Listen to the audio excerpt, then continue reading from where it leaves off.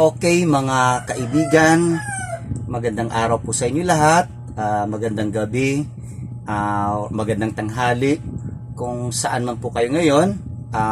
Marami pong salamat kung kayo nanonood ngayon sa ating channel, Mr. Latigo TV. Okay, kapapasok lang po na balita. Ito po ay, paano to sabihin? Ito ba ay masamang balita o magandang balita? Kayo na po ang tawag nito, mag-visualize o to pictureize what's happening today. Okay, kapapasok lang po na balita, nag-resign na po ang ating mahal na Vice President VP Sara bilang Secretary ng Department of Education, at kasabay na po, binitiwan na po niya ang kanyang posisyon bilang chairman ng NTF-ELCAP.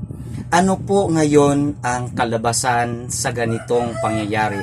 O ano ang standing ngayon ng ating mahal na Vice President Sara Duterte?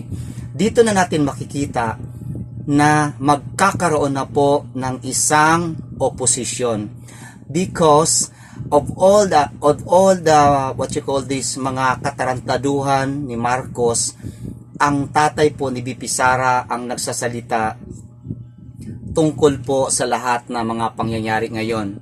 Pero sa katauhan po ni VP Sara, since connected pa po siya sa kabinete ni Mr. Marcos Jr., hindi po siya pwede magsalipa noon. Tama po. So ngayon na nag-resign na po si VP Sara bilang isang kabinete ni Marcos Jr.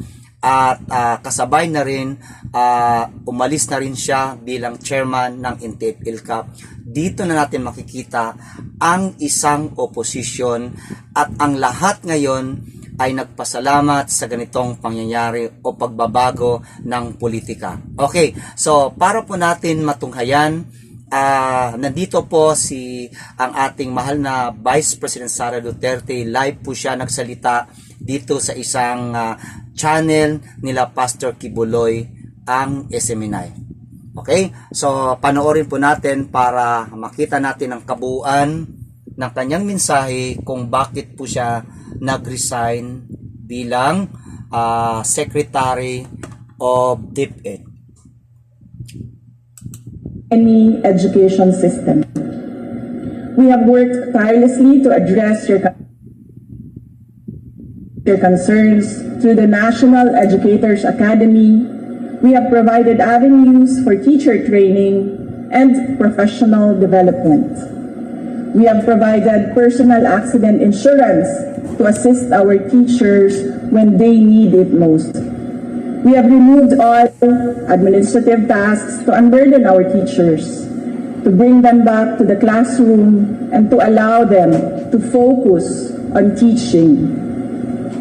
We have also given our teachers their much needed rest, a 30-day, no mandatory or voluntary tasks break, which they are currently enjoying as we speak. I did not do this alone, nor do I claim to have done so. I would like to take this moment to express my profound gratitude to those who took part in this journey. To our partner agencies in the national government, thank you for your commitment towards a whole-of-government approach for basic education. To our local government units, thank you for keeping education and the youth as priority projects year in and year out. To our private sector partners, whether foreign or domestic, thank you for your resolve as education champions. To my DepEd family, Exacom, Mancom, Central, Regional, Division, and school officials,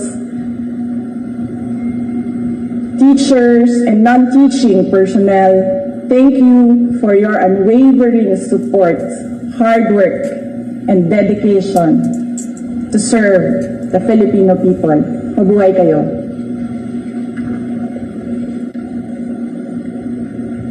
To our teachers, words can never capture how grateful the nation is for your sacrifices, for your passion, and for your unrelenting commitment to reading the youth. Salamat sa suporta, salamat sa pagiging matatag. The nation will forever be in your debts. Sa 2 taon nating pagsasama, ang kwentong nabuo natin ay kwento ng kapitbisig na pantaguyod sa adhikaing maitatag ang isang bansang makabata at batang makabansa. Ngunit anumang kwento, kahit gaano kaganda, ay sadyang nagtatapos rin. Earlier today, June 19, 2024, I sought an audience with the President and tendered my resignation as the Secretary of Education effective July 19, 2024. I have given my 30-day notice to ensure the proper and orderly transition for the benefit of the next Secretary. Mga kababayan, ang aking pagbibitiw ay hindi lula ng kahinaan, kundi dala ng tunay na malasakit para sa ating mga guro at kabataang Pilipino. Bagamat hindi ako magpapatuloy na mamamahala sa kagawaran, patuloy pa rin nating itataguyod ang kalidad ng edukasyon na nararapat para sa Pilipino. Hindi man ako ang tumatayong kalihim ng edukasyon, mananatili akong isang ina na nagmamatyag at titindig para sa kapakanan ng bawat guro at bawat mag-aaral sa Pilipinas. Para sa isang matatag na Pilipinas. Mga kababayan, lahat ng ating ginagawa ay para sa Diyos, sa bayan at bawat pamilyang Pilipino. Syukuran.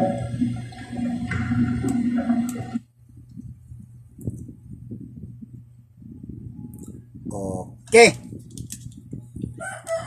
Ayan.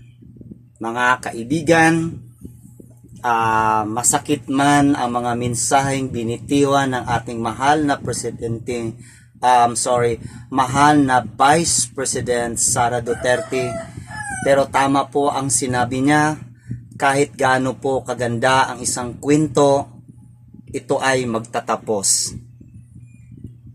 Unang-una, mga kaibigan, kayo na nanood ngayon, alam naman natin kung papaano po ang ating mahal na Vice President Sara Duterte magtrabaho, papaano niya binago ang imahe ng education.